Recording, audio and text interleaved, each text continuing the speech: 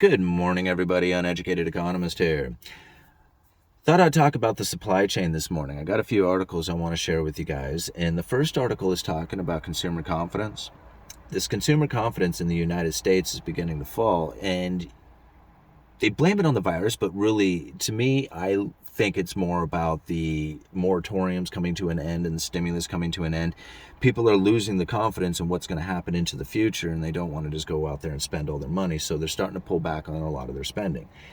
So you're starting to find where the consumer confidence is falling. Now,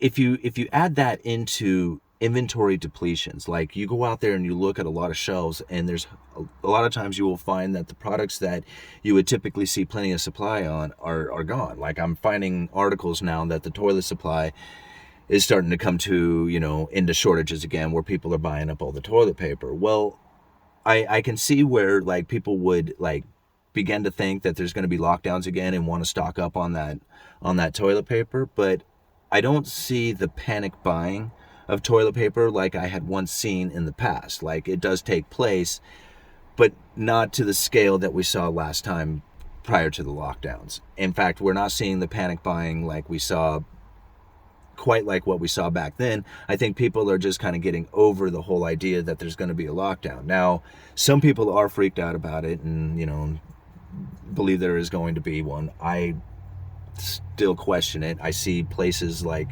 around the globe who have done some lockdowns, but I really have a hard time believing that it's going to take place, considering some of the things that I am witnessing here at least in my local area. It's just like, I just don't feel that the people here are expecting or anticipating that there's going to be a lockdown. Okay. So that's just me personally. Other people, I know other people feel differently about their areas. But when it comes to the inventory levels of these stores, there was a just-in-time distribution that used to take place. Like I was involved, I used to order products twice a week from some of my vendors. Some of them would be 3 times a week. You could have products every other, I could have it tomorrow, no problem. And so this just-in-time delivery really meant that you didn't have to have a lot of stuff on the shelves. Like you could have a limited supply of inventory, knowing that you could have just about as much as you want the next day or the day after. And when it comes to I work at a lumber yard, so when it comes to doing projects, somebody would let me know, hey, I want to do this project in 2 days. I could have just about anything they wanted. That has been pretty much wiped out the window. That is thrown out the window for there is no way that these products are coming in the fashion that they once did.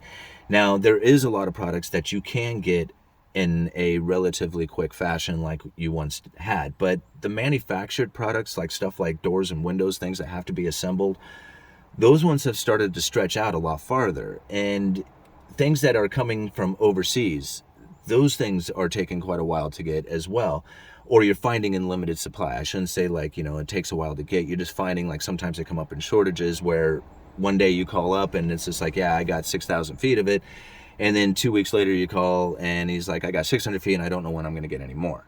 So that type of thing is happening quite a bit, where it used to be there was never a question on how much they ever had.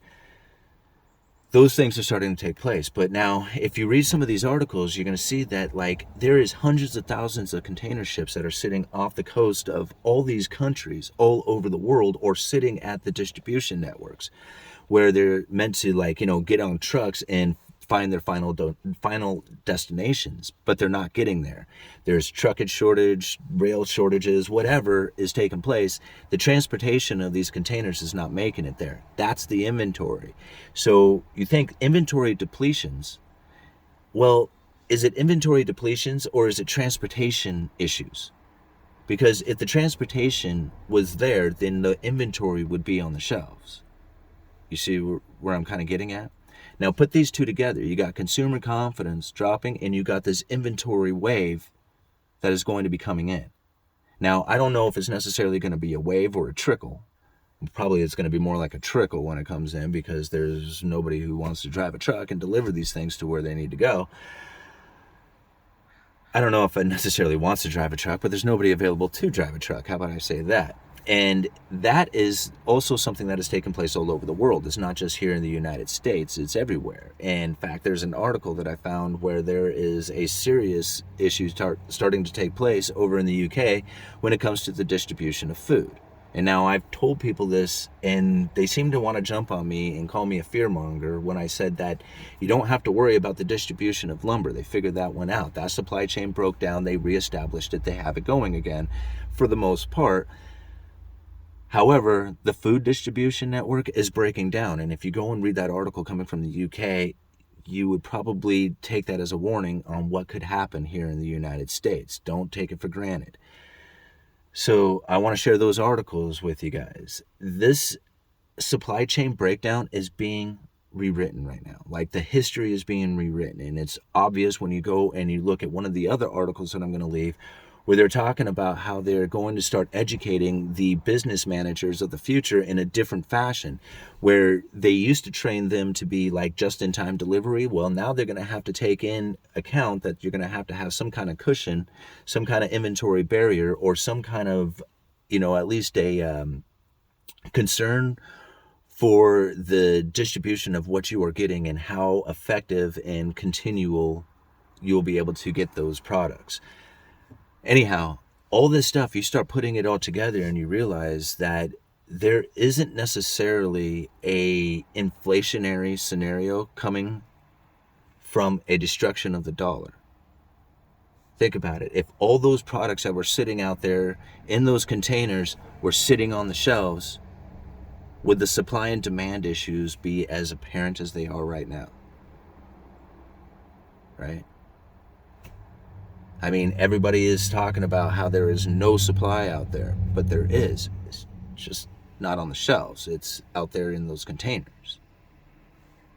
And so when you have stores who are like, I need those products, I need that stuff on the containers, I need twice as many, I need 3 times as many of those things, because I cannot run out again. If I do not sell my product, I do not do business. So I need the product. In fact, I'm not going to even deal with this just-in-time delivery. Now I want an inventory. I want a backstock of it. I want to make sure that I always have plenty of inventory so that I can constantly do business. And when you're constantly putting in these orders and the inventory is backed up and it can't get to the shelves, and the more demand comes up there from these stores, you see what's happened here? Eventually this will find its way. Well, I forget what country, was it Norway or somebody, has launched the first fully electric, crewless freighter. Isn't that incredible? Like, a freighter that operates all on its own, electricity, without a crew to operate it. That just, it's amazing on how far we've come. And to think about what the distribution network is going to, as far as the global distribution network is going to look like come 10, 15, 20 years from now is just it's mind-blowing to think of what it is that can happen. I mean, drone deliveries right to your door is just, it's coming. I mean, it's definitely going to happen. So anyway, I wanted to just share those things with you guys because, a lot of people look at inflation as destruction of the dollar, and they will not look at anything else. And supply and demand has a lot to do with prices. Don't think that it doesn't.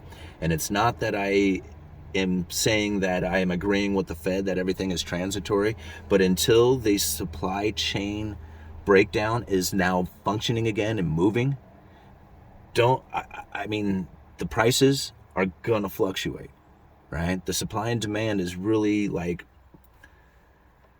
it's really coming into play. And the bullwhip effect, right? Remember, we've talked about the bullwhip effect, where demand on the manufacturer and distribution side may not be seeing what is actually taking place. Like we talked about it when I had a customer come in and buy a particular part. Knowing that that particular part was hard to find at all the other stores, he bought extra amounts of those particular parts, even though he only needed one. When the other customers came in looking for those parts and couldn't find them, when they did come in, they bought all those parts as well, even though they only needed one. So now the store is thinking, man, I got a big demand for these parts. They're buying even more. And if this happens at other stores, the same thing starts traveling up the line, even though they really only needed the one part. and they really only needed to stock 3, but now they stock 6 because that's how many people came, or what they feel is the demand for these parts, but it's really not. And that bullwhip effect can take place throughout the entire economy in all kinds of fashions. So keep an eye on lumber. Lumber's starting to rise right now, and you're seeing mills starting to curtail development. So, it's already starting to take place where this, undersupply, oversupply kind of thing is going to start, rippling through the economy, and it's probably going to take some time to do this. Anyhow, I think it's probably a long enough video for you guys. I'm going to leave the links down in the description. Uneducated Economist. You guys let me know.